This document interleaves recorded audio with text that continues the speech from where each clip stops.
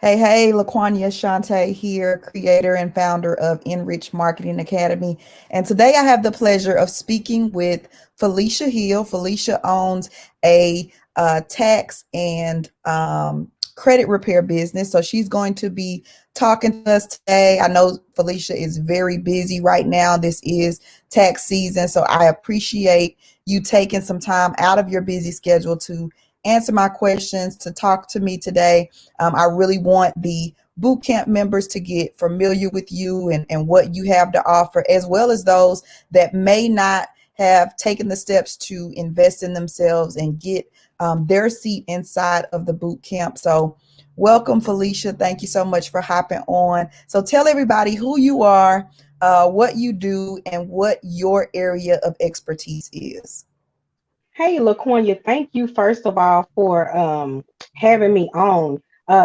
Everybody, I am Felicia Hill, owner and tax specialist at GPA Tax Service. Like LaQuanya said, I do specialize in taxes and credit repair. I'm also a bonded notary for the state of Texas, and I'm just excited to be on to share with you guys what it is that I do. Um, my business started out over 17 years ago. I started out as a consultant doing accounts payable for small businesses. So, long story short, up to today, I just never got out of accounting and taxes. So here I am. That's what I do.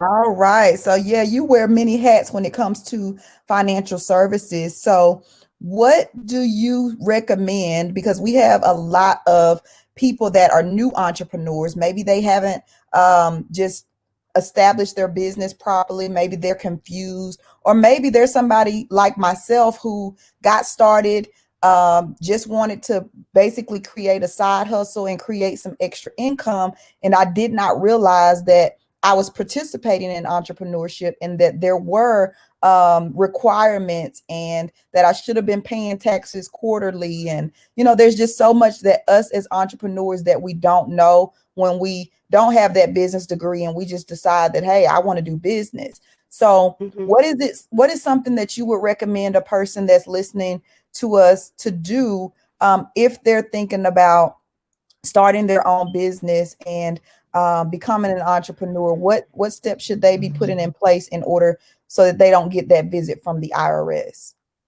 Well, one of the things I noticed with entrepreneurs that are, starting up and even business owners that have been in business for a long time, a lot of them don't even have a simple DBA filed.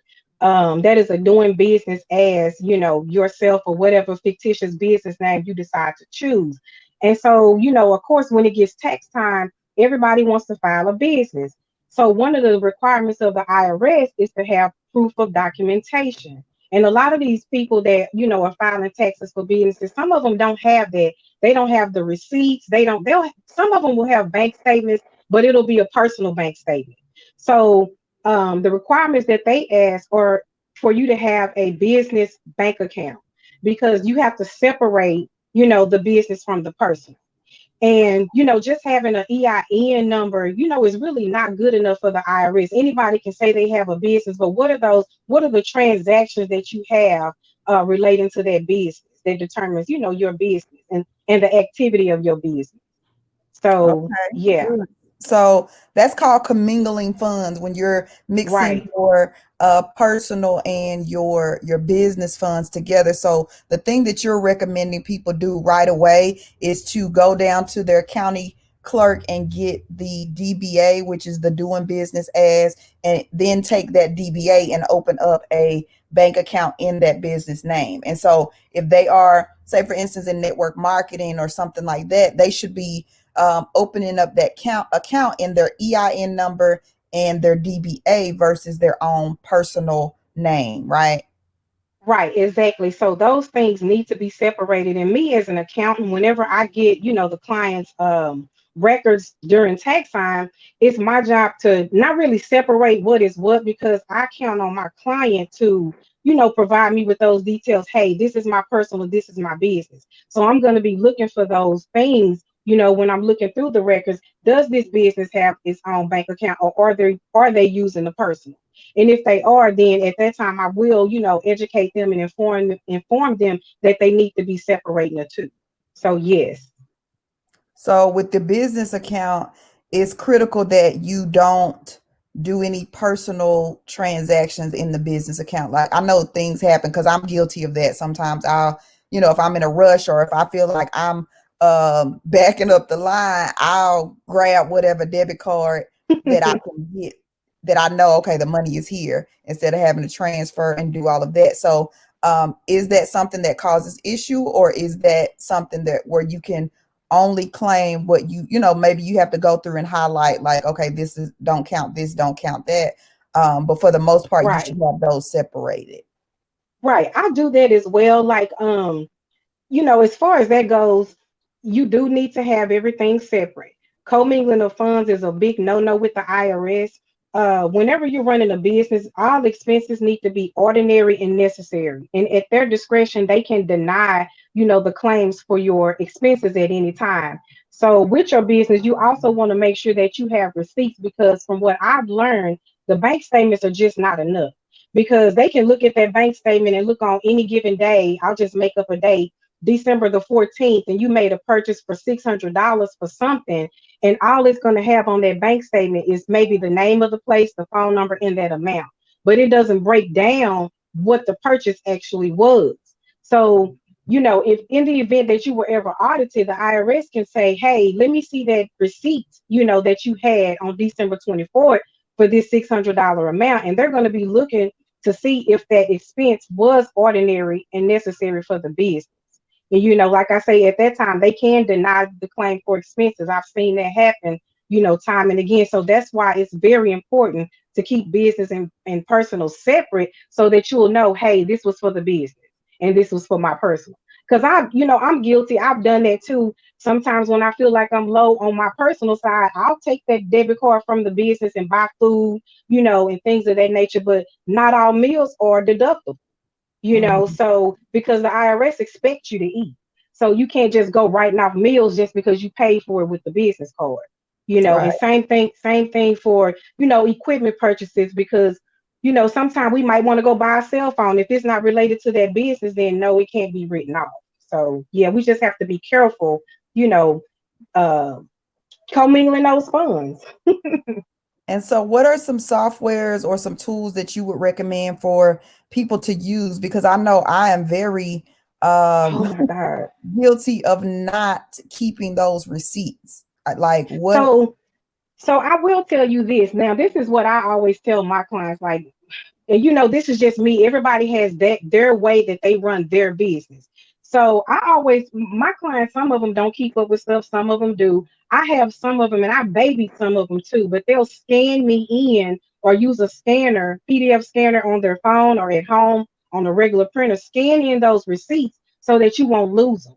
And so then at the end of the year, you can always go back and revert to those copies that you have, scanned and filed away. Mileage, like, I can't stress enough to keep a written record of the miles, because I know a lot of people drive a lot, especially for people that do Uber and DoorDash and things of that nature.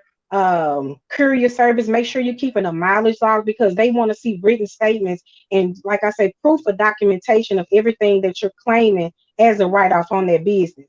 I know a lot of, tax companies out here, a lot of us, we got in bed. I'm gonna just let me back up, Laconia, because sometimes I talk too fast. I'm gonna slow down and tell you. I got into the tax business because my mom was violated, by a tax preparer, at one of the big name companies. She went under audit because this person, we saw her put all the information on the tax return while we was there. But when we left and my mom got her records in the mail, got letters in the mail, we realized that this girl had went in there and changed up all the information, took away her dependents, put them on somebody else's tax return. So for several years, my mom, was a victim of not only, I won't really say identity theft, she just didn't get a tax return. And then the IRS flipped it to where it was like she owed over 20 grand. So, she had all these tax advocates helping her out. And then, long story short, she never got help. So, from about 2006 to 2010, I want to say, is when I decided, hey, you know what, Felicia, I'm always helping her out anyway, helping her figure out her, the wrongdoings, the things that was done on her tax returns. incorrect. So I decided to go into business because I started getting other people coming as well saying, hey, I have this issue.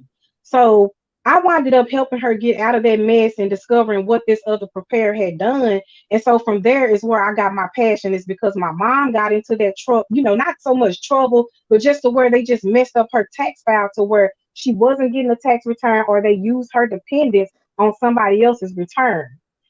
So once we figured out all that information and got her right, of course she did get her money back, but now it's just been my passion to help people, that are in situations like her, get out of being a victim under these what do they call it, scrupulous, because sometimes I say my words wrong, Mhm. but those kind of rogue tax preparers that go out here and steal people's identity or inflate the tax return. So that's why I went into business. Like, my passion is really to do the right thing and help people, where they need help in these areas relating to their finances. And Credit too. Credit too. that's great. That's great because especially in the black community, people they're strapped for cash. And so they Right. they aren't looking for people that are doing the right thing. But if you are looking for people that are cutting corners and inflating your tax return, you putting yourself in jeopardy in the long run. And then somebody like Right. Felicia got to go back and try to clean up what was messed up, and then you don't want to pay her what she's worth because she's having to Right. not only fix what was done, but she's having to, go in and do it right going forward. So that, Right. that I that's had an that's a great reason why you're doing it, because you want to actually be credible and do it, with integrity. And that's important, especially when dealing with the IRS. Like that's right. critical. Right. And it's funny you say that. I had a client one time where she had gone to a place, and whatever they did to her taxes, she winded up owing over 6 grand. And so whenever I got done looking at her records, she really didn't owe the 6 grand. What happened was they had just compiled all her documents together and just lumped everything onto one company's EIN. And so I told her, I said, you have to pay attention to what's being placed on your tax return, because once you leave that tax office, you're responsible at the end of the day to what goes on there is when you sign off on it. And so she just didn't pay attention. She was going on, in a form and fashion, thinking everything was all good, not even realizing also that this person had added things that wasn't supposed to be on there, like the school credit. So when she got the letter is when she realized what had happened. So I told her, I said, sometimes we go to these places because they talk good. They want us to, believe that they got this saying that I can get you the max. Well, anywhere you go is going to be the max return, because If it's if prepared they're right, doing it's the max. right, there it is. If it's a complete and accurate return, that return is going to be the same no matter where you go. The only thing that's going to change is the prep fee, because of course everybody has their own fees that they charge, from their office. So I told her, I said, this return costs you paying 6 grand because it was all the way wrong. And then not only that, whatever she charged you, and now plus what I'm about to charge you for fixing it. So it can get very expensive when you're dealing with people that really don't know what they're doing or really don't care, you know. Mhm. Absolutely. I look at sometimes during tax season and the people that are posting about like, hey, I can do your taxes and come in, call me. I'll be looking like, girl, I will not. Yeah, you have to be careful because a lot of people, they really not doing it for the passion. Some people are in it for the money. Like, even the ones that I see some advertisements that go around saying you can make I'm gonna just say 100K in 4 months. That's It's realistic, but it's unrealistic. And what I've come to learn about that, whoever is putting out articles or ads like that, they're doing it to create a demand for themselves as far as making money. That's just my opinion. Because when I first got into Texas, I didn't make 6 figures in 4 months. I'm not going to sit here and say it was because maybe I didn't market my business right, or the area that I was in, because my office sits on a very busy street. People go where they want to go. And then when they try you out is when they realize or learn if they like you and want to come back to you. Mhm. So you just got to be careful when you're dealing with, especially the offices where the tax preparer just learned in 3 weeks and all of a sudden they're expert. Well, they can't explain to you, anything about the tax law unless they've been learning, outside of the training. I don't know. I don't want to knock them, but I just always tell people to just be careful and just make sure you're dealing with a reputable tax preparer. Yeah, because that's serious business. Like It taxes can really is. it can make you or break you. Like you can be on top of the world today, and the IRS can come and sweep it all up. Like so, That's it's true. very important. And I just honestly, I've been in business for 9 years now, and I've just recently gotten really, intentional about making sure that I'm, trying to handle my business. And it can get overwhelming because Mm-hmm. franchise taxes that you have to pay through your state. Like Through most your, people don't even mm-hmm. know that. Like, and I didn't for a long time. So it's very important for you to get mentorship and you get coaching from people in these respective areas in order for you not to build build this amazing empire and then it just crumbles. So Right. so what you mentioned credit as well. um how important is it for somebody, because a couple of weeks ago I did an interview with Erica and she does business credit, but before you can start to establish business credit, personal credit has to be a priority. So what are some things or some tips that you would give people that maybe they've had some blemishes on their credit? Where could they start with trying to reestablish that?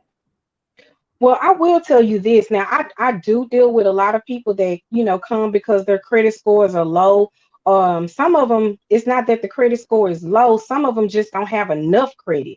So, first of all, just to let everybody know, um, the credit bureaus have a database that, all the creditors that we use submit. They pay for this service, first of all. And Laquanya, again, excuse me if I go fast. I talk in layman's terms. I don't use all those big business terminology. I talk how I know. So, That's what we need. okay. So they have a database where all of our information, our whole financial life is sitting in this database. And doesn't necessarily mean that this information is true that's sitting in there because, of course, again, people steal identities. I know back in the day, parents was using kids' information to get cable and electricity services. And then when you get grown, all of a sudden you start realizing that you got bad credit. Well, the Fair Credit Reporting Act protects against unfair use and reporting of your credit related information. So, of course, when you pull your credit files from all the big three, which is Experian, TransUnion, and Equifax, you notice anything on there erroneous, of course, you have a right to dispute that information that could be harming your credit. So, one of the things I do is I sit here and look through, my client's credit report with them to determine what is what. One of the things I notice about people is we'll sit here and say, "Oh, that wasn't mine," but most of the times the stuff that's on our credit file is ours. But Hmm. like I say again, you have a right to dispute anything on your credit that you feel that is not yours or is erroneous or is incorrect. So you got to ask me one more time that question, girl, No, because I'm that was good. I was asking like, where's a good place for them to start in oh in the repairing process? So, yeah. what should be the first thing that they do, because it's hard to repair your credit. Like I've been cleaning up my credit last year. One of my goals that I set at the beginning of the year was to raise my credit score 100 points, and I did that. Right, And right. so I felt kind of accomplished. And as I began to kind of, it's a game. Like credit is literally a game. Once you learn the game, you learn how to, pay a couple of times a month. So that looks like double Mhm. payments. And, Mhm. there are different little things that you could do.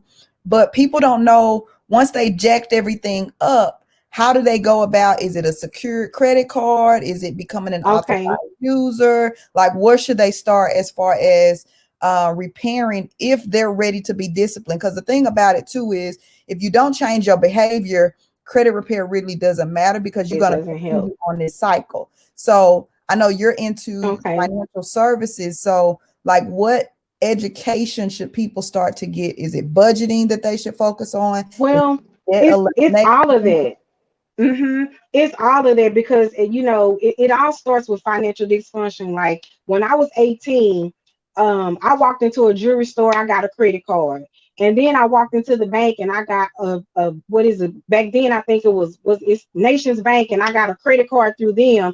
And so me at that time, I just wanted everybody behind me to know that I had a credit card. So I'm running up all these charges, and not realizing that, hey, I have to pay this credit card, right? Mhm. So I didn't pay it. And of course, my credit got jacked up. Like my score, when I first, started being conscious about it, was in the 400s, you know. So one of the places that, if somebody is looking to repair their credit, they can go to annualcreditreport.com and request a free copy of their credit report.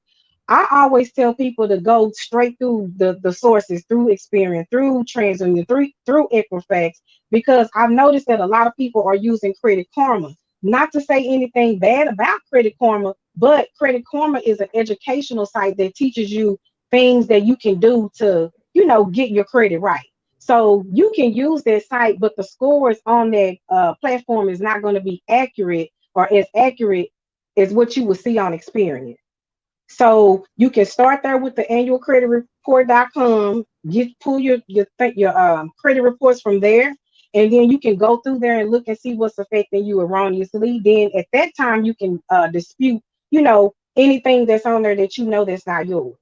Now, um, three things that I've noticed that will come back after these disputes is that it's going to come back as either updated, verified, or deleted. Now, if it comes back as updated, that just means that some information on there needed to be updated. They, discovered that it's yours. If it's verified, same thing. If it's deleted, that's my whole goal, is to get it deleted. Now, some files will get deleted, but then they'll get some people complain about, oh, I went to this place and got my credit done, but the stuff came back.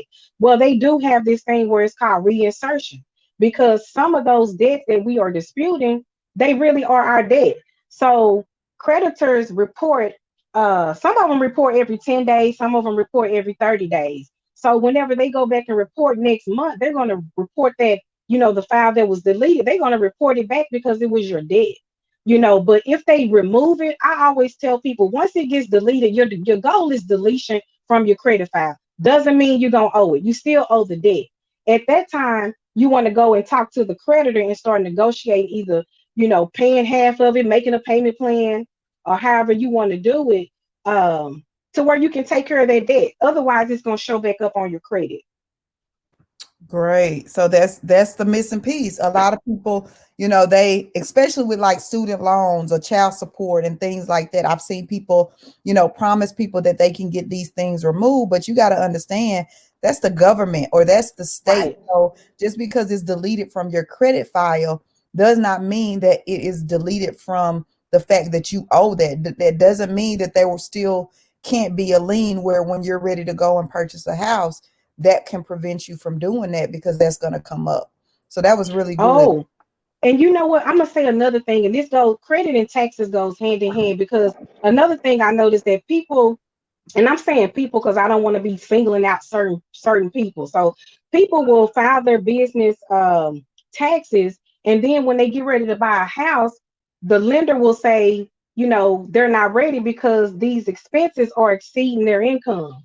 So you always want to make sure that your expenses are at, least less than 40% of what your income is. Otherwise, they're going to consider that you can't afford the house because you have too many expenses. Yeah, So that's the that's one. the thing Go ahead. that that's the thing that a lot of entrepreneurs they're not thinking logically on that. They want to Mm-hmm. they want to count everything as a loss so that they don't have Right. to pay taxes on the income that they're earning. But then when you go to purchase a house, you don't have any income to show because you broke even. You maxed out, Exactly. And so you have to decide. You can't do both. You either want to save on your taxes or you want to show that your business is profitable, but you're You not know, going to be able to do both. So you have to, right, when you're bossing up, you got to decide, okay, am I serious or am I just playing with this thing because I want my income to show? If I'm earning six right. figures, I just got to boss up and I'm going to have to pay taxes on those six figures. Like it's no way around that. And so speaking Yeah. of that, how do you recommend people, somebody like myself who, earn a great income, how should I be structuring myself? Because a lot of people, if they're working W-2 jobs, they just wait to the end of the year, they file their taxes, and it's usually an even exchange. Whatever they owe is offset Hmm. by what they overpaid. But as an Right. entrepreneur, it's not that way. We have to actually come out of pocket and pay taxes. So are we doing that quarterly? Like how do you recommend your clients set themselves up when it comes to that? So the IRS has what you call estimated taxes. And you were right, like as an employee, they are forcefully taking that money from our check in the form of federal withholding unless we are exempt. And I don't recommend that, but unless we are exempt, then taxes are being taken out. But as entrepreneurs, we have to be disciplined. Um, yeah, we have to be disciplined by taking that money out of our pay that we receive from each transaction. I say each transaction because it's easier for me that way. But to get on a good plan, I would say 15.3% of your earnings that you make each time or whatever, and just put that up in a savings account, preferably an interest drawing savings account to where that money could be working for you and not just sitting in there until every quarter or however you decide to send it in. Now, I have some clients that like to send their money in monthly because they don't trust themselves enough to hold the money in the bank.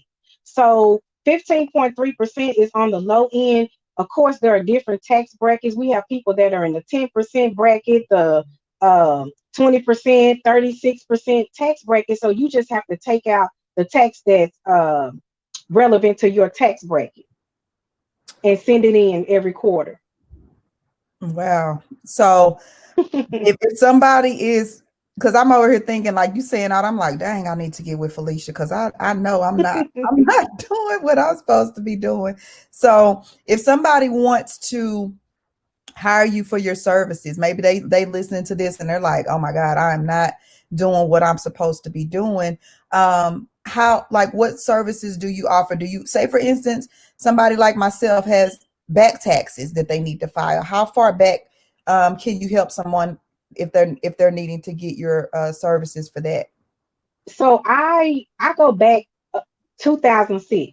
I can go back as that, that far. But Wow. I'll tell you, yeah, I can go back that far because I've been doing taxes a long time. So I have, software from that far back up to today. Now, I will tell you how the IRS works. Now, the IRS is going to only require 6 years, maybe 10 years, depending on if you're in review and they're looking for something. They can go back 10 years, but I've seen them go back further than that. It's all at their discretion. So you just want to always make sure that you're current, at least with your last 3 year filing, and then I'm gonna say the last 6 year filing. And at any time they can come, request information from you as to why you either didn't file, those old ones or what's going on. Because once we start not filing, then they're gonna be saying, "Hey, I wonder what is she hiding?" And what I've noticed is that a lot of people, once they owe, is when they stop filing. And it doesn't help the case because every time you don't file, that's a $250 late filing fee, not including the penalties, a late filing penalty, not including the other interest and penalties that they add on there because you late. And then they charge a half percent per day, up to 25% of of the balance due until you pay it in full. So it's best to always just file it. Even if you owe, you can always get set up on a payment plan. Mm-hmm. Yeah.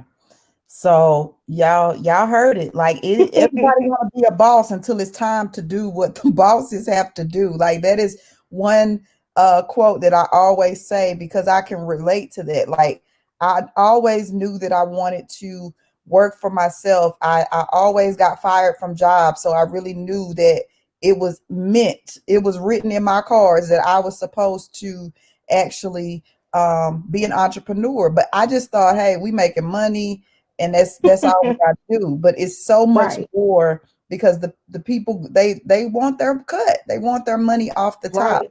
So go ahead. No, I'm I sorry. was just going to say, so you had asked me about the services. So tax prep is just one of the services I provide. Of course, credit repair. I'm also a notary. Um, and right now, this training that I've been going through with you, I'm so excited that my life coaching part of my business is, coming into fruition. Like I've been a certified coach since 2015, but not gonna say I didn't take it serious because I get clients all the time that come in here and just spill their beans out to me. So I feel say, hey, well, if they want to come in here and spill their beans to me, I need to turn this into another kind of operation because sometimes they take up more time than they supposed to. So if I can Absolutely. hit, so and they come here for like everything, like people ask me what I do, and I hear you say all the time about being the jack of all trades and the master of none. And I laugh every time I hear that because one of my prior mentors told me that, Felicia, you the jack of all trades. Which one are you mastering? And so that's when I buckle down and say, hey, I need to pick something out of all these trades that I'm doing and make it be my primary thing. And that's how I chose taxes as my Mhm. primary thing. But like I say, I do a number of things. I do document preparation as well. That's great. That's great. And in this Mhm. economy, like having Right. one stream of income is financial suicide. I don't recommend that for anyone. I am so Right. glad that I am the geek that I am. The very thing that I used to be bullied and teased about is the thing that really has been the most blessing in my life because I'm always researching, I'm always learning. Like, I've done so many different things. Like I used to work at H&R Block. I used to do credit Wow. repair. I used to do Hmm. hair. Like I've just tried, so I've never been afraid to try new things. And I think that those of us that are inquisitive and intuitive like that, we survive, because we Right. know that there's always a way for us to allow our gifts to make room for us. And so when you mention being a jack of all trades and a master of none, it's okay to do several things. You should never feel like you're doing too much or you're all over the place as long as, like you said, you've mastered one of those things at least. You may have mastered a number of them. Like I could Hmm. always pop back in and I know I could fill my kitchen up with women who want to get their hair done or get a sew in Right. or there's just skills. The skills is what pays the bills. And so I Hmm. always encourage people to get as many skills as you can, and you'll never have to work for money. You'll never be broken. Like you said, people come and they want to sit with you and they want to, spill the beans and let you know what they got going on. And that's because they Hmm. trust your judgment. They trust you. And people do business with who they know, like, and trust, especially Right. if they trust you with their taxes and their